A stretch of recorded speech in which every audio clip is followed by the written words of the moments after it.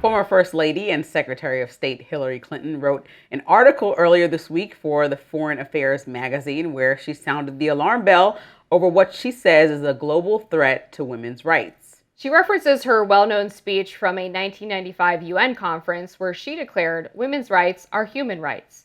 Now, in this article, Clinton argues women's rights are democratic rights. She writes, in part, across cultures and continents, women champion democracy and tyrants target them as part of their playbook for amassing power. Failing to treat the repression of women as the crisis it is all but guarantees that democratic erosion will continue unchecked. Around the world, attacks on women's rights, opportunities, and full participation in society have seemingly been ignored. What follows is rapid democratic decay. Institutions hollowed out, dissent criminalized, and power concentrated beyond accountability. This is not by accident, but by design. Clinton goes on to describe what she calls a quote authoritarian backlash to gender equality, and she directly calls out world leaders, including Donald Trump, Xi Jinping, and most of all, Vladimir Putin. On Putin, she says, quote, he portrays women primarily as mothers and caregivers, not equal citizens, while undermining gender equality initiatives and fostering a culture of impunity by decriminalizing domestic violence. I can say from personal experience that Putin is threatened by strong women. He's also adept at exploiting men's fears about losing social status, in part because he himself is deeply afraid, building up a patriarchal ideology with himself at the top as a way to secure his rule and his ego. Now, Clinton also called out both Trump and Putin at last weekend's Munich Security Conference, saying that the Trump administration's position on the war in Ukraine has been, quote, disgraceful, and saying that Trump either doesn't understand or doesn't care about the Ukrainian people suffering. This essay was a lot. I read it all. I understand that, she's trying to say that women's rights are, not a side issue. They really indicate where democracies are. I hear her calling out about how authoritarian regimes really target women first and try to really tear people apart in that way. For example, with the Taliban not allowing girls to go to school. Vladimir Putin, she says, is supporting traditional gender roles and trying to tear people apart in that way and trying to keep control in that way. She talks about Xi Jinping suppressing women's voices and not allowing any feminists to have any voice. And China is really strict in general. But when she circles it back to our country, I always just think, democracies aren't immune. We're totally different than the places that she's naming. Obviously, that's why we have protests and people that stand up and civil rights organizations and all these different organizations that support a variety of feelings. But she's looking at specific things. The fact that we overturned a few years ago Roe versus Wade. She's saying that's an indicator that democracy is going the wrong way. That we have these laws on the books to allow women these freedoms, and now we're repealing some of these things. So she's looking at a lot of what's happening right in current day and saying this is not the right direction. But I think it might be a bit of an overstatement to say that we are just turning into a complete authoritarian country. Obviously, we have dramatic differences from some of the other places like Afghanistan. Yeah, I thought that comparison was a little bit bizarre from her. She also, during this Munich Security Conference interview, when she was talking about Trump's position on Ukraine, tried to say that she's never heard Trump say anything negative about Putin. He said multiple negative things about Putin on his Truth Social in the past year. And in fact, the interviewer actually chastised her for that and said, well, he actually said X, Y, and Z. And she was like, well, I don't know. And I just think her insistence that like anything that any negotiation that gets done to end the Ukraine-Russia war that leads to any potentially negative concession from Ukraine is evidence that Putin is winning. And I just think it's a very unrealistic view of the conflict to say that Ukraine gets everything it wants and Russia gets nothing. Well, Ukraine doesn't have the leverage for that at this point, right? And so we have to be adults and look at this situation clear-eyed and say that maybe they do have to make territorial concessions.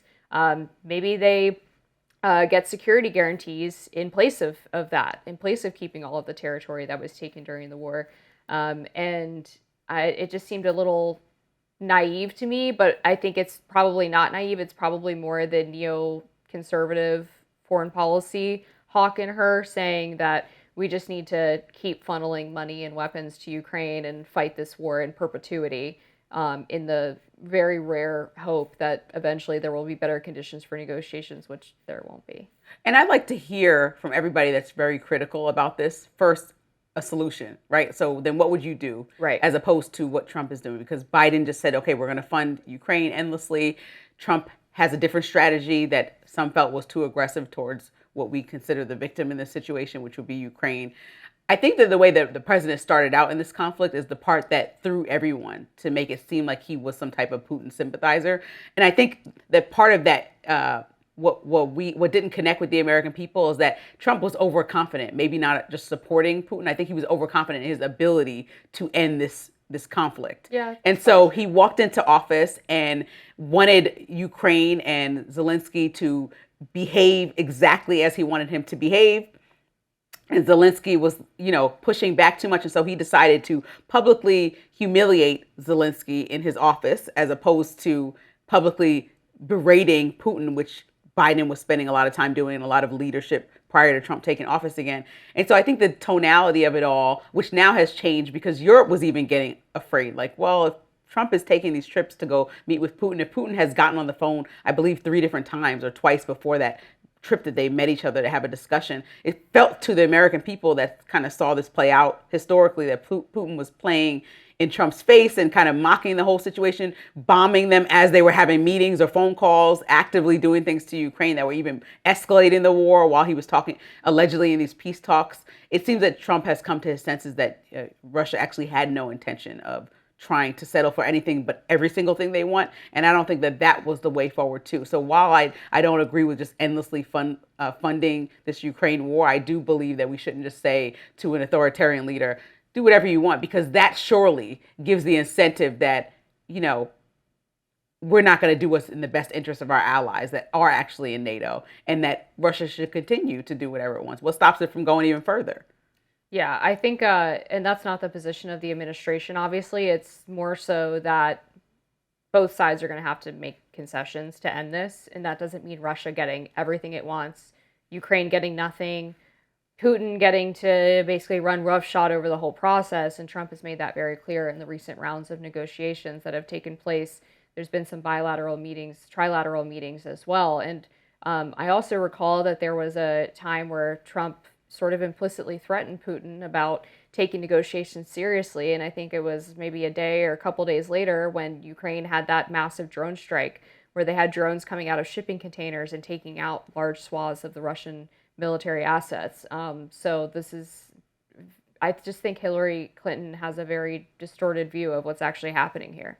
Yeah. So, it's interesting when past leaders jump in and have all this wisdom. Yeah. You know what I mean? It's like, okay, well, you're not in the ring, so just lay out a plan. Because Right. the goal is, that both Democrats and Republicans could come to an agreement about the best way to move forward here, and we can get out of funding this international conflict. Yeah. It's easy to criticize. It's harder to come up with a solution. Right, exactly. The State Department is launching what it calls a freedom portal that would allow foreign citizens to view content that is banned by their governments.